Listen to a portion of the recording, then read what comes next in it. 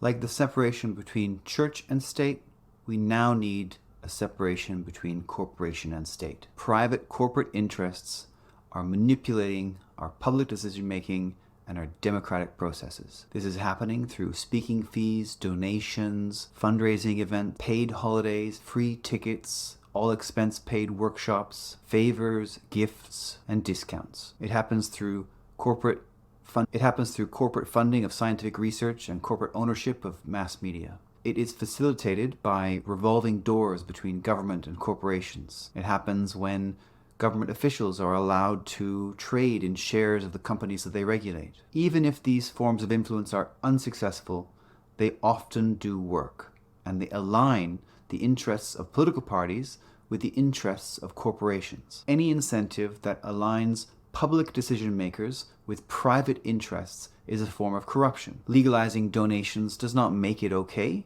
It's just corruption with extra steps. Corporate corruption of public decision making is making every aspect of our lives and our societies worse. But why? What's the problem? The problem is that corporations donate money and support political parties because they want something in return. They're not doing it for free. They're also doing it because it works. No, it might not work all the time, but it works enough to be worth spending all that money on. If it didn't work, they wouldn't spend the money. Different corporations may want different things, but they're not interested in the general public welfare. It might be that they want favorable legislation, access to politicians, subsidies, regulatory changes, lower taxes, product approvals, the privatization of public assets, or worse, the protection of corporate assets overseas, which drags us into wars we don't want to be in. Corporations have a way of framing these private interests as in the public interest, such as it will create a lot of jobs. That's a big one, the most popular one. But there's other ways of selling it.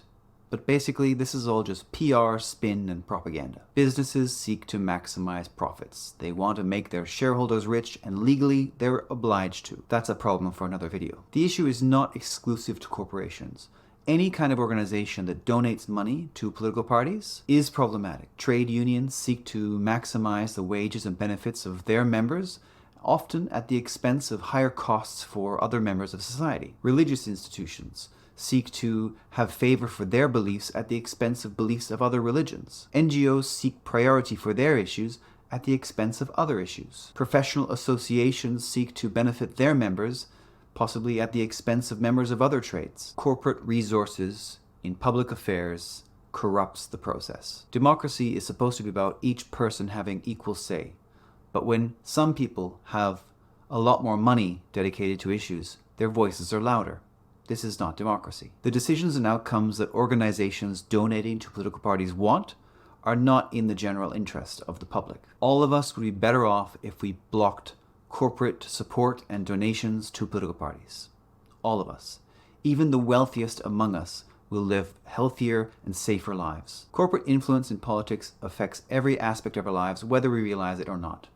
It affects the water we drink, the air we breathe, and the food we eat. It raises the cost of medicine, healthcare, childcare, elder care. It makes rent and mortgages cost more than they should. If we could get corporate money out of politics, we could solve a lot of big problems, and we could make our lives a lot better. Homelessness and crime would be reduced. Poverty would be reduced. The quality of our education and healthcare systems would increase. Everyone, including the wealthy, will benefit from getting corporate money out of politics. We would live lives with less anxiety and depression about the future. We would live with less anxiety about our security and our positions in society. There would be fewer wars. We would experience less depression about the state of the world. We would feel less guilt and stress about the positions we have in society or the world. We would feel more hopeful about the future because we would be able to address the big challenges of our time. Now, of course, getting money out of politics is not going to fix everything, but it will make a significant difference. It will not be easy to achieve either, but it will be worth it. We will have to create broad alliances to challenge powerful interests. But there are more of us, and we must work together despite our differences. We must act in solidarity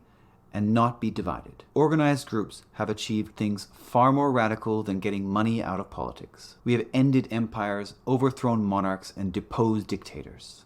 We can get money out of politics. We've stopped apartheids, ended slavery, and established universal suffrage. We can get corporate money out of politics. It might actually be a lot easier than you realize, but it all depends on how well we organize and remain in solidarity with one another. That is the key, and that is all that's holding us back, is recognition that we all stand to gain from making this change happen. And once we get money out of politics, all the other issues that we care about will be far, far easier to address. It could happen quickly, or it could take generations, but it must happen. Few things are worth fighting for more than this is now. So yeah, this is just the beginning.